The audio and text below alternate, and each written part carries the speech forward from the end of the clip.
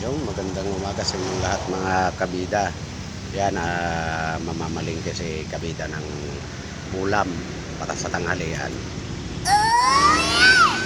Yun o, bili na tayo ng liempo. Pork liempo po. Yan, mga sangkap na gagamitin natin sa pagluluto ng sinigang na baboy. Yan, liempo po, tapos kamatis, sigarilyas, sitaw, at may gabi rin mga kabida. Yan, hugasan na natin mga kabida. Kunting ano lang po ito, halaga yung karne itong binili natin. Isang mahaba na part ng liempo. Yan, habang natin, pinapray natin yung karne ng baboy na walang mantika. Yan, makikita nyo.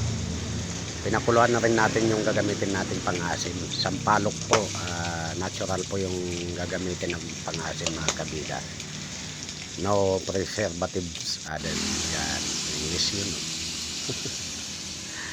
Yan na nga. Walang mantika po yun mga kabida. Nilagyan ko lang po ng bawang sibuyas saka yun na yung garlic kamatis. At yan, pagka nang malambot na yung sampalok, pinisa-pisa natin mga kabida.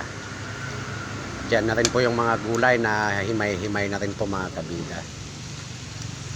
Yun, lumabas na yung sarili niyang mantika, so inilagay na natin mga kabida. At yan na nga, palalambutin na lang natin ng maigi mga kabida. Saka natin ilalagay yung mga gulay.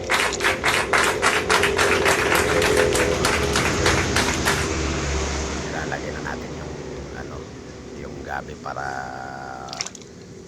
lumambot siya. Kaya naglagay din tayo ng mainang kasing kay yung gabi pag yung durog-durog para lumabot yung sabaw. Yun na nga, nilagay na rin natin yung sitaw at saka sigarilyas mga kabida. Wow!